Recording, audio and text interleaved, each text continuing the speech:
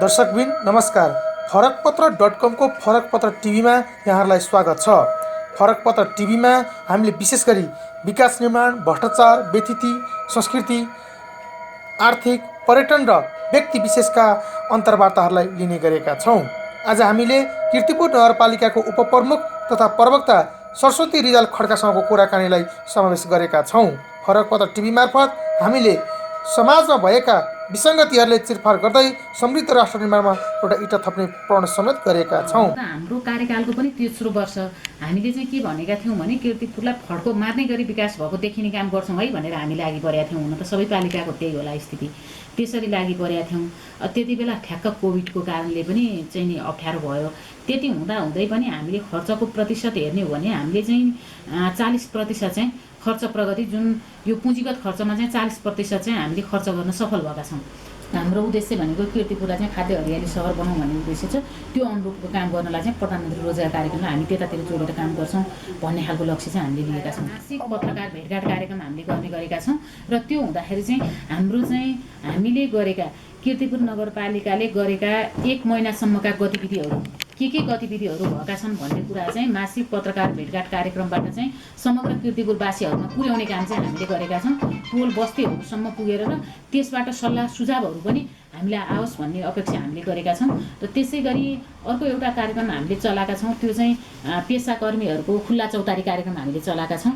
र पेसाकर्मीहरूको खुल्ला चौतारी कार्यक्रम मार्फत पनि थुप्रै हामीले सल्लाह सुझावहरू आउने गरेका छन् र त्यो सल्लाह सुझावहरूलाई चाहिँ हामीले कार्यान्वयनमा लिएर नै जान्छौँ भन्ने कुरा राख्न चाहन्छु। र हामीले जुन 77-78 को नीति कार्यक्रम लिएर आइसकेका छौँ र यो भित्र चाहिँ के छ भने हामीले पहिलो प्राथमिकता त यो कोभिडले गर्दा पनि स्वास्थ्यलाई नै पहिलो प्राथमिकता हामीले दिएका छौँ। कोभिडसँग अहिले पनि कोभिडको चाहिँ लकडाउन हटे पनि कहिलेसम्म चाहिँ नि कोरोना भाइरसबाट हामी मुक्त छौँ भन्ने कुरा रहन सक्छ भन्ने अवस्था छैन, त्यसलाई प्राथमिकता दिएका छौँ। र त्योसँगै स्वास्थ्यका विभिन्न कार्यक्रमहरू हुँदा प्राथमिकता स्वास्थ्यलाई दिएका छौँ, कृषिलाई प्राथमिकता दिएका छौँ, उत्पादनसँग जोड्नुपर्छ भन्ने कुरालाई हामीले प्राथमिकता दिएका छौँ भने हामीसँग विगत लामो समयदेखि नै रहँदै आएको खानेपानीको समस्या, त्यसलाई प्राथमिकता दिएछौँ।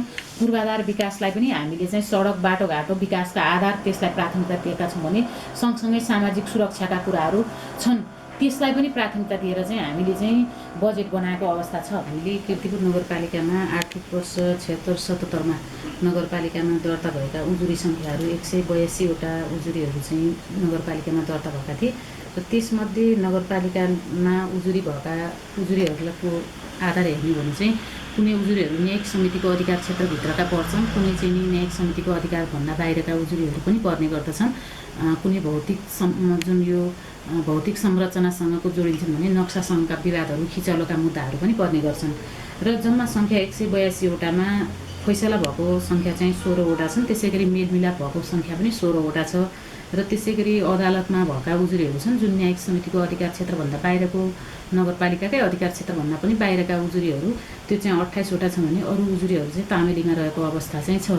जुन न्यायिक समितिले गरेका कामहरू र गतिविधिहरू र यो उजुरी सङ्ख्याको आधारलाई हेर्ने भने त्यो बाहेकका पनि नगरपालिकाले अहिलेसम्म गरेका केही आर्थिक वर्ष 76-77 चाहिँ कोभिडको कारणले गरेर थुप्रै कुराहरूलाई असहज परिस्थिति चाहिँ थियो र यो असहजता सँगसँगै हामीले त्यसलाई पनि जुन समस्या आउँछ त्यसलाई चाहिँ अवसरको रूपमा लिएर काम गर्नुपर्ने हामी जनप्रतिनिधिहरूको जुन यो परिस्थिति छ, त्यो हुँदाखेरि चाहिँ हामीले स्वास्थ्यको सवालमा थुप्रै कामहरू चाहिँ गरेका छौँ। त्यो मध्ये कीर्तिपुर नगरपालिकाले डायलिसिस, यो ज्येष्ठ नागरिकहरूलाई टाढा गएर डायलिसिस गर्नुपर्ने अवस्था र सङ्ख्याको हिसाबले हेर्ने भने 50-60 जनाभन्दा माथि कीर्तिपुरकै ज्येष्ठ नागरिकहरू पनि डायलिसिस गर्नुपर्ने स्थिति छ।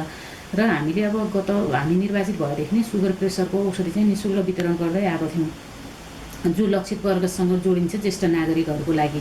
र त्यो डायलिसिस गर्न पनि टाढा जान नपरोस् भनेर हामीले कीर्तिपुर अस्पतालमा डायलिसिस सेवाको स्थापना गऱ्यौँ, जुन अहिले सुचारू भइराखेको अवस्था छ भने हामीले कीर्तिपुरमा 200 जनाभन्दा बढी अट्न सक्ने किसिमको क्वारेन्टाइनको पनि व्यवस्थापन गरौँ कीर्तिपुर नगरपालिकाले। र विभिन्न राहत प्याकेजहरूदेखिका कार्यक्रमहरू पनि सुचारू गऱ्यौँ भने स्वास्थ्यमा कुनै पनि कमी कमजोरी हुन नदिनको लागि पनि काम गरेको अवस्था रह्यो कोभिडकै समयमा। त्योभन्दा अगाडि हामीले जुन महिलासँग विशेष गरेर जोडिने भएको र प्रजनन स्वास्थ्य, महिलाको स्वास्थ्यसँग जोडिने हुँदा हामीले महिला स्वयंसेवीहरूलाई जुन आधारभूत स्वास्थ्यसँगका तालिमहरू गरायौँ, जसमा हाम्रो 108 जना महिला स्वयंसेविकाहरू हुनुहुन्छ।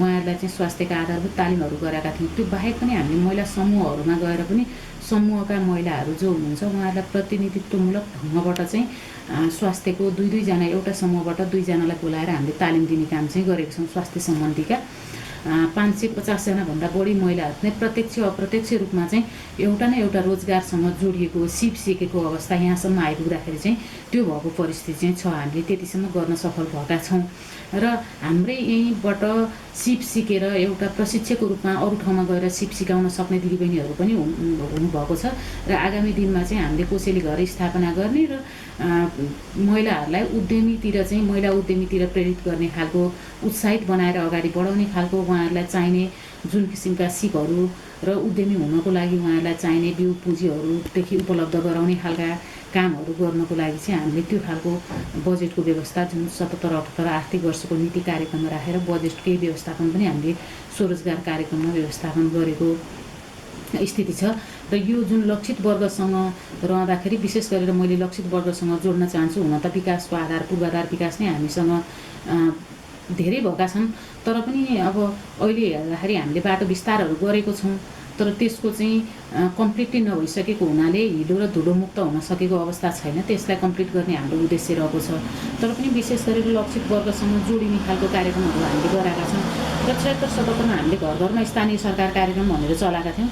त्यसमा चाहिँ अब जसको घरमा मृत्यु हुन्छ भने त्यसमा चाहिँ हाम्रो जनप्रतिनिधिहरू पुग्ने 2000 रुपियाँ दिने र मृत्युको लागि चाहिँ उहाँहरूलाई शोक व्यक्त गर्ने थियो भने जसको घरमा चाहिँ एउटा शिशुको जन्म हुन्छ भने त्यहाँ चाहिँ पोषण भत्ता भनेर पोषणको लागि चाहिँ हामीले यो पोषणको लागि 2000 रुपियाँ दिने कार्यक्रम थियो। त्यसमा चाहिँ अहिले मासिक 1-1000 रुपियाँ थप गर्ने किसिमको गरेका छौँ। अब स्वयंसेविकाहरूको लागि पनि हामीले चाहिँ स्वयंसेविकाहरूलाई महिनाको 1000 रुपियाँ उहाँहरूलाई प्रोत्साहनको लागि चाहिँ स्वयंसेविकाहरूलाई दिने खालको निर्णय पनि हामीले यो 77-78 को आर्थिक वर्षमा गऱ्यौँ। जुन स्वयंसेविकाहरू गाउँ टोल बस्तीसम्म पुग्नु भएको छ स्वास्थ्यको सवालमा हेर्दा। त्यसै गरी अपाङ्गता भएकोलाई चाहिँ परिचय पत्र वितरण गर्ने कामहरू हामीले गरेको थियौँ। अपाङ्गता परिचय पत्र वितरण जसको चाहिँ संयोजक म आफै नै हुँदाखेरि चाहिँ अपाङ्ग परिचय पत्र वितरणका कामहरू सुचारू भए।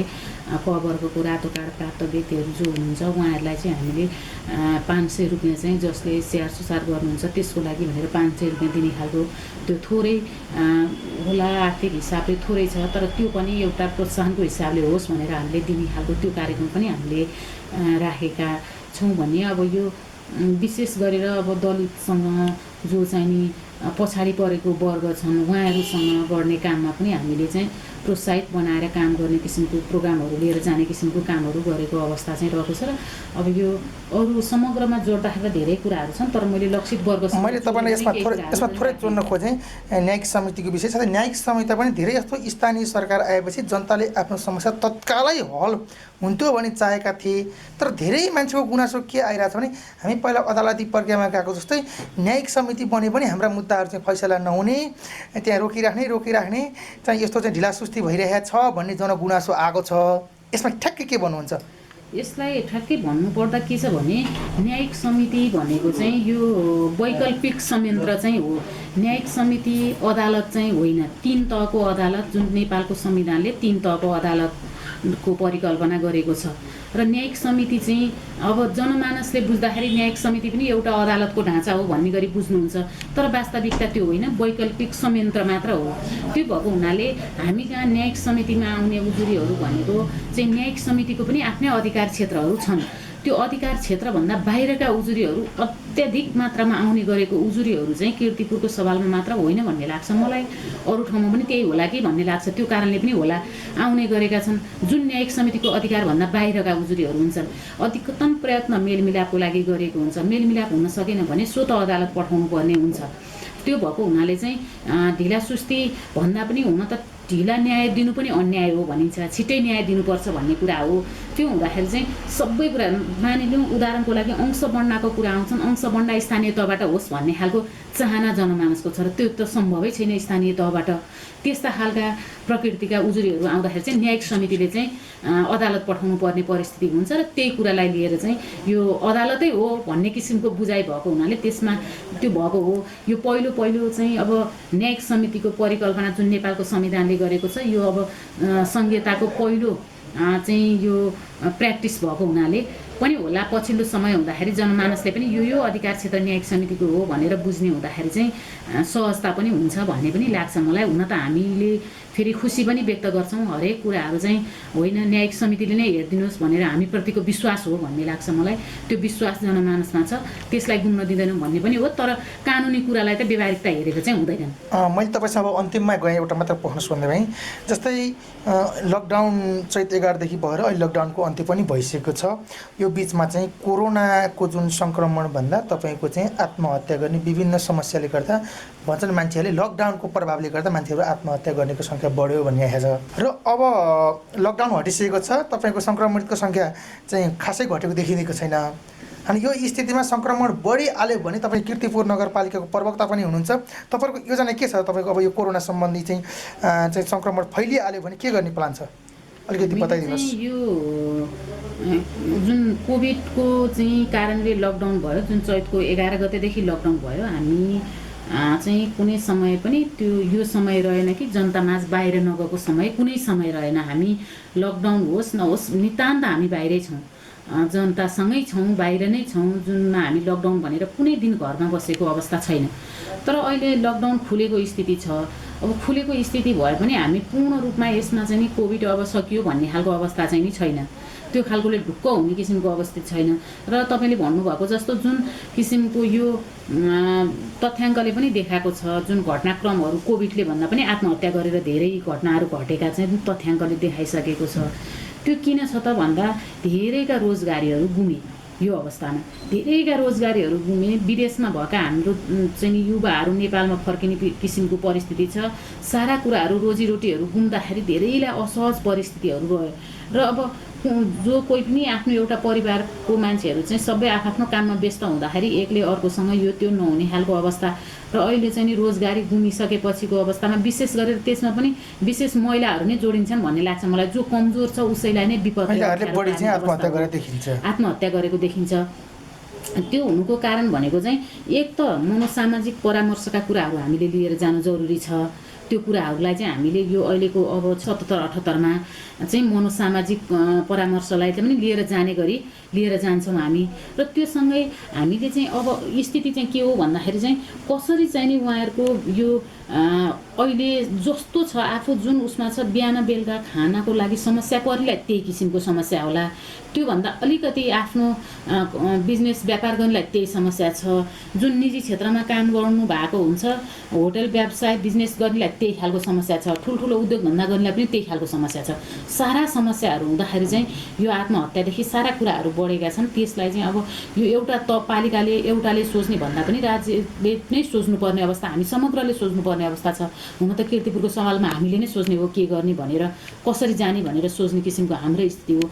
जसरी हुन्छ अहिलेको अवस्थामा भनेको कुनै किसिमले जोडेर पनि बिहान बेलुका खानाको लागि चाहिँ सजिलो हुने परिस्थिति बनाउने किसिमले सोच्नु चाहिँ जरुरी छ। हामी सबैले सोच्दाखेरि त अत्यावश्यक कुराहरूको लागि अहिले भनेको कृषियोग्य जमिन त काठमाडौँमा कम छ। त्यति हुँदा पनि कृषिसँग जोडेर उत्पादनसँग जोड्ने कुराहरूलाई जोडेर लिएर जानु चाहिँ जरुरी छ।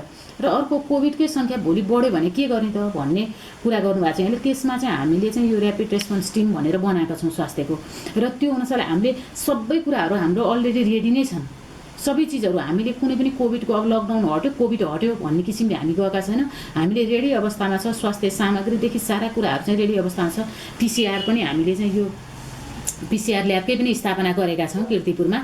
त्योदेखिको हाम्रो चाहिँ नि क्वारेन्टाइनदेखिको अब आइसोलेसनकै लागि पनि यही नेपाल सरकारले यही कीर्तिपुरमा नै गरेको छ। अब होल्डिङ सेन्टर नै यहीँ बन्यो हुँदाखेरि त्योदेखि कीर्तिपुर नगरपालिकाले आफूले गर्ने गतिविधिमा पनि हामीले चाहिँ तयारी अवस्थामा रहेका छौँ। र तुरुन्त गर्नको लागि ऱ्यापिड रेस्पोन्स टिम चाहिँ हाम्रो स्वास्थ्यको ऱ्यापिड रेस्पोन्स टिम चाहिँ रेडी अवस्थामा रहेको अवस्था चाहिँ सक्षम छ। कीर्तिपुर आर्थिक वर्ष 2076-77मा कीर्तिपुर नगरपालिकाले आफ्नो कति पुँजीगत खर्च गर्न सम्भव भयो यो लकडाउनको कारणले गर्दाखेरि? र टोटल बजेटमा कति खर्च भयो अलिकति जानकारी गर्नुहोस्। विकास निर्माण काम कति भयो? 76-77 मा चाहिँ अब विकास निर्माणको जुन काम गर्ने बेला थियो, हुन त हाम्रो कार्यकालको पनि तेस्रो वर्ष हामीले चाहिँ के भनेका थियौँ भने कीर्तिपुरलाई फड्को मार्ने गरी विकास भएको देखिने काम गर्छौँ है भनेर हामी लागि परेका थियौँ। हुन त सबै पालिकाको त्यही होला स्थिति, त्यसरी लागि परेका थियौँ। त्यति बेला ठ्याक्क कोभिडको कारणले पनि चाहिँ नि अप्ठ्यारो भयो। त्यति हुँदै पनि हामीले खर्चको प्रतिशत हेर्ने हो भने हामीले चाहिँ 40% चाहिँ खर्च प्रगति, जुन यो पुँजीगत खर्चमा चाहिँ 40% चाहिँ हामीले खर्च गर्न सफल भएका छौँ। त्यो भनेको र अब हामीले केही योजनाहरू चाहिँ फेरि अल्या गरेका पनि छौँ, जुन चाहिँ नि निरन्तर त्यसले चाहिँ दायित्व सिर्जना भइसकेको छ। आगामी आर्थिक वर्षको लागि दायित्व सिर्जना भइसकेको छ, जुन योजनाहरू हामीले सम्झौता गरिसकेका छौँ। त्यो हुँदा भोलि चाहिँ नि भुक्तानी दिनुपर्ने गरी दायित्व सिर्जना हुन्छ। अहिलेको खर्च प्रगति हेर्नु भने चाहिँ 40% खर्च चाहिँ हामीले गरेका छौँ।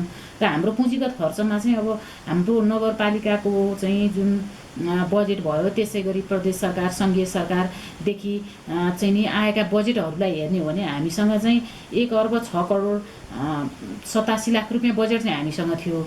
र त्यो बजेटको चाहिँ 40% खर्च हामीले चाहिँ पुँजीगतमा खर्च गर्न सफल भएका छौँ। अब चालु खर्चमा भनेको त अब चालु खर्चमा चाहिँ कर्मचारीका तलब भत्ता यो त्यो कुरादेखि हुन्छन्, तर त्यति हुँदाहुँदै पनि 84% चाहिँ चालु खर्च भएको छ। त्यति हुँदा 100% चालुमा खर्च भएको भने चाहिँ धेरै खर्च भयो कि भन्ने त्यो होला, 84% खर्च चाहिँ भएको छ। त्यस्तो छ। त्यसमा मैले जोड्न चाहेँ राजस्व सङ्कलनमा 76-77 मा कति सङ्कलन गर्न चाहिँ सफल भयो कीर्तिपुर नगरपालिका? 76-77 मा चाहिँ हामीले राजस्वको अनुमान 12 करोड रुपियाँ गरेका थियौँ।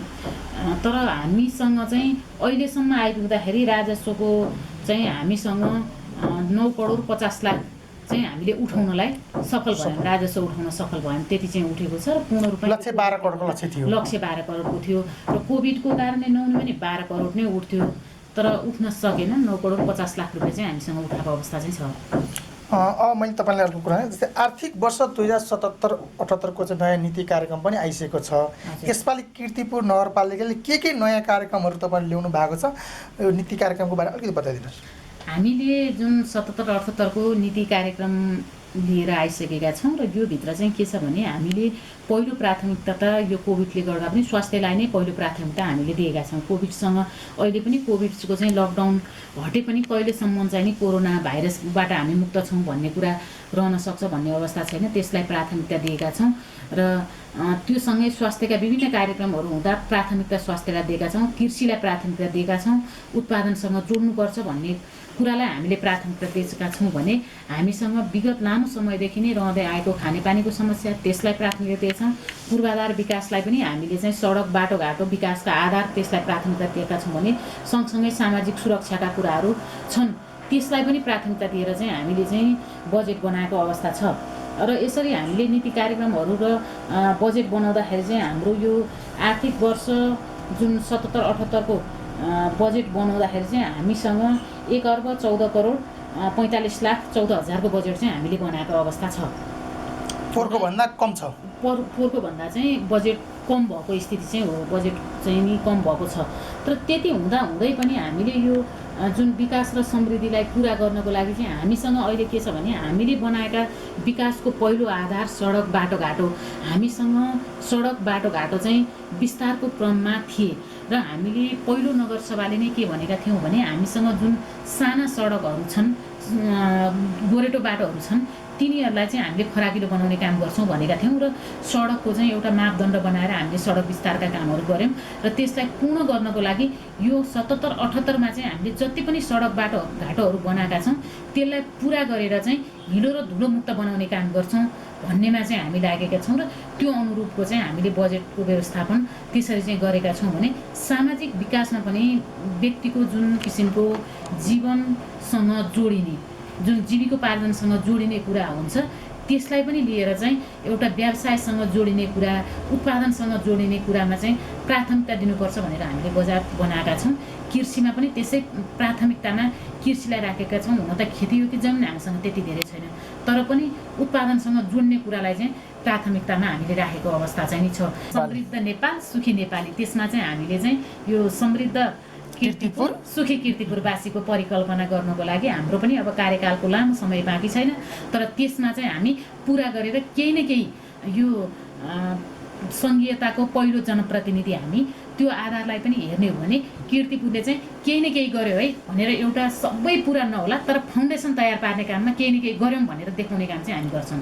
त्यसरी काम गरेको गरी चाहिँ यो नीति हामीले बनाएका छौँ। यो हेर्दा हामीले पहिलो नीति कार्यक्रम बनाउँदाखेरि नै हामीले चाहिँ हामी जुनसुकै राजनीतिक दलबाट आए पनि पार्टीको घोषणापत्र हामीले लिएका थियौँ भने सबै राजनीतिक दलहरूले लिएका पार्टीका घोषणापत्रका राम्रा कुराहरूलाई हामीले समेटेका थियौँ। दिगो विकासको लक्ष्य, नेपालको संविधान लगायत जुन ऐन कानुनहरू छन् त्यसलाई आधार मानेर हामीले बजेट दिग्दर्शनदेखि सबै कुराहरूलाई समेटेर हामीले नीति कार्यक्रम बनाएका थियौँ। यो वर्ष पनि त्यसै गरी निरन्तरता दिएका छौँ। त्यो हुनाले दिगो विकासलाई चाहिँ सन् 2030मा पुरा गर्ने नेपाल सरकारको उद्देश्य छ। त्यो उद्देश्यलाई पुरा गर्नुपर्छ भनेर चाहिँ हामी लागेका छौँ र यो दिगो विकासको लक्ष्यलाई स्थानीयकरण गर्ने काममा चाहिँ कीर्तिपुर नगरपालिका चाहिँ स्थानीयकरण गर्ने गरी चाहिँ हामीले अगाडि बढाएका छौँ। कोभिडको कारणले गर्दा त्यो पनि पुरा हुन सकेको चाहिँ छैन। त्यसलाई चाहिँ बनाउने गरी एउटा नीति लिएर चाहिँ अगाडि बढेका छौँ। जस्तै तपाईँले समृद्ध कीर्तिपुर बनाउने र समृद्ध कीर्तिपुरवासी बनाउने जुन अभियानमा छौँ, सुखी कीर्तिपुर समृद्ध कीर्तिपुर बनाउने जुन अभियानमा छौँ भन्नुभयो, यसमा चाहिँ अहिले तपाईँहरू स्थानीय सरकारको चाहिँ 3 वर्ष पुरा भएर 4थो वर्षमा तपाईँहरू लागिरहनु भएको छ। 4थो वर्षको कार्यक्रमसहित यो 5 वर्षको अवधिमा के समृद्ध कीर्तिपुर बन्छ? तपाईँहरूको कति चाहिँ त्यो बनाउने दिशातिर कतै अग्रसर हुनुहुन्छ र कति चाहिँ तपाईँको चाहिँ काम सफल भयो र के छ त्यसमा बताइदिनुहोस्। यसमा के छ भने हुन त लामो समयसम्म जनप्रतिनिधिविहीन अवस्था थियो। कर्मचारीले चलाउनु पनि ठुलो कुरा थियो लामो समयसम्म। त्यो पश्चात 5 वर्षमा यो सबै काम पुरा हुन्छन् भन्ने होइन, तर 5 वर्षको समय पनि पर्याप्त हो। यो हामीसँग थुप्रै चुनौती पनि छन्। चुनौतीलाई हामीले अवसरको रूपमा लिएर काम गरेका छौँ। त्यो हुनाले यो सुखी र समृद्धिको कुरामा चाहिँ हामी सबैलाई सबै चिज 100मा 100 त पुरा हुन नसक्ला, तर 100मा केही % बाँकी रहेर पुरा गराउने गरी चाहिँ हामी अगाडि बढ्छौँ। सकभर 100मा 100 बनाउने काम गर्छौँ, तर 100मा 100 कोही पनि पुरा हुन सक्दैन भन्ने लाग्छ मलाई। त्यो भएको हुनाले कोसिस चाहिँ हाम्रो त्यो खालको सुखी र समृद्धि बनाउने कोसिसमा चाहिँ हामी छौँ। रोजगारीको विषयमा कीर्तिपुर नगरपालिका रोजगारीको कार्यक्रमको लागि कसरी सोचिरहेको छ? कसरी युवाहरूले रोजगार बनाउने र चाहिँ अब चाहिँ कसरी रोजगार बनाउने, यसमा के छ? रोजगारीको कार्यक्रम तपाईँले के ल्याउनु भएको छ? महत्त्वपूर्ण कुरा उठाउनु भएको छ यहाँले। प्रश्नको लागि धन्यवाद पनि दिन चाहन्छु। अहिले विदेशमा भएका जुन युवाहरू हुनुहुन्छ, हाम्रो देश रेमिटेन्सले चलेको विदेशी युवाहरू चाहिँ फर्किने क्रम छ नेपालमा। त्यो हुँदाखेरि कीर्तिपुरमा पनि आउनुहुन्छ। अब अहिले चाहिँ के छ त भन्दाखेरि अब धेरैको निजी क्षेत्रहरूमा काम गर्नेहरूदेखि धेरैका रोजगारीहरू गुमेको अवस्था छ। त्यो हुनाले अहिलेको लागि चुनौती हामीहरू सबैको लागि चाहिँ चुनौतीको विषय बनेको छ। त्यो हुँदाखेरि हामीले रोजगारीसँग जोड्ने कुराहरूमा अघि पनि मैले भने उत्पादनलाई पहिलो प्राथमिकता हामीले दिन्छौँ र प्रधानमन्त्री रोजगार कार्यक्रम हाम्रोमा चलेको छ। त्योसँग जोडेर पनि हामीले काम गराउने काम गर्छौँ भने अर्को युवा रोजगार कार्यक्रम भनेर हामीले कार्यक्रमहरू राखेका छौँ।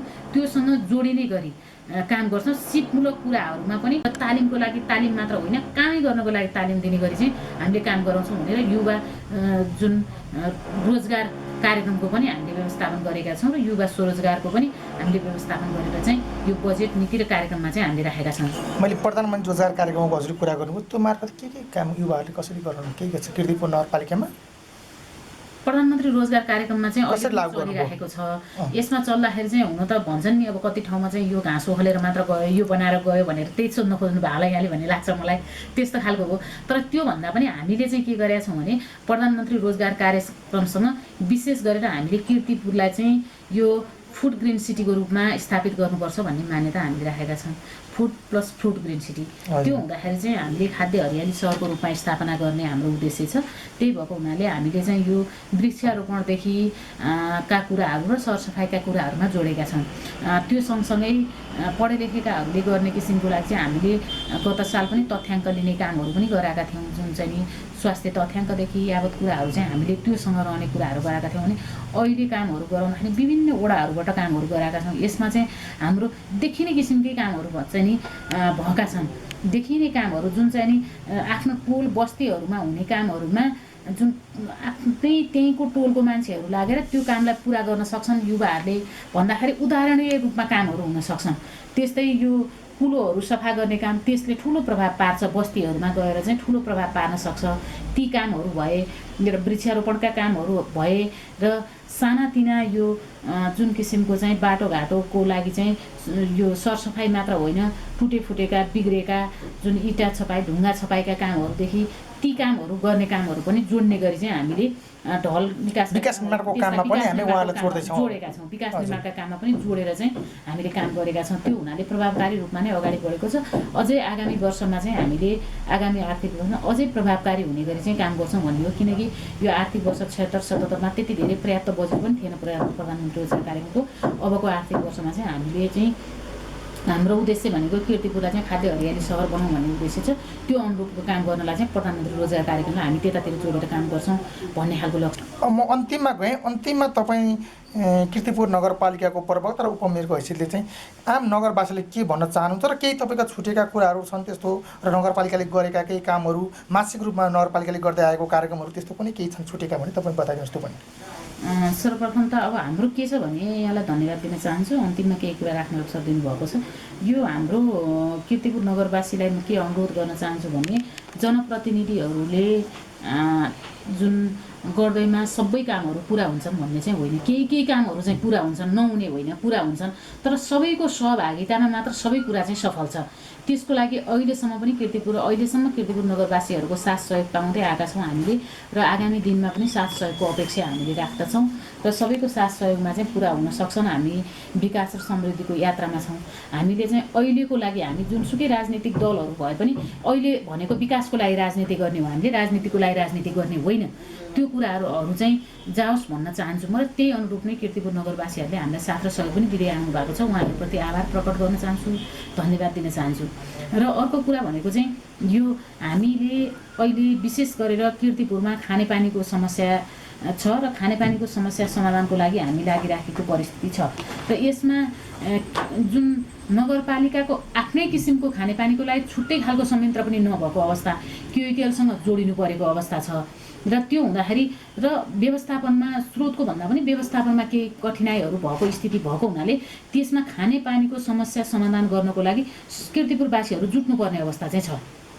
व्यवस्थापनमा समस्या भएको हुनाले जुट्नुपर्ने अवस्था छ। 75% समस्याको समाधान भएको छ।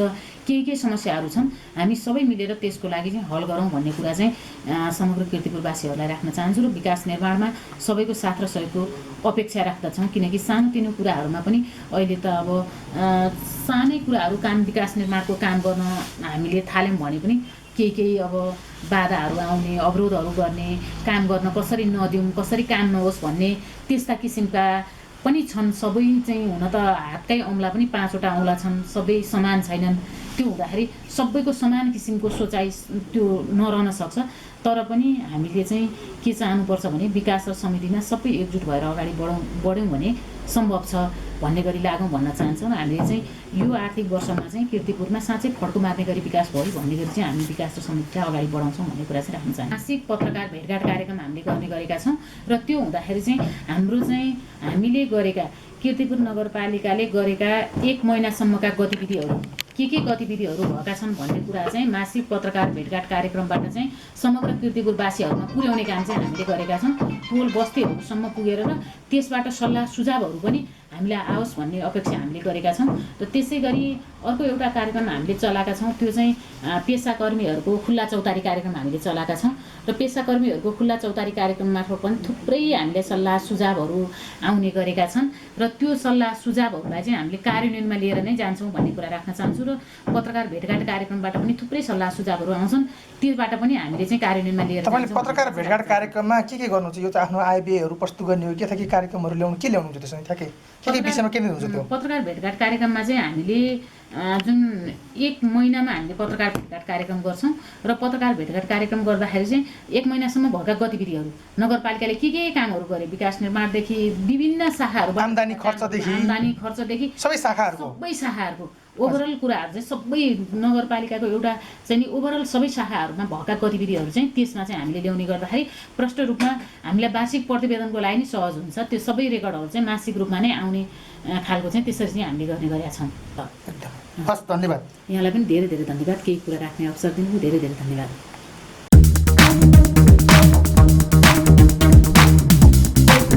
नमस्कार, हाम्रो YouTube च्यानललाई लाइक, कमेन्ट र सब्स्क्राइब गर्न नभुल्नुहोला।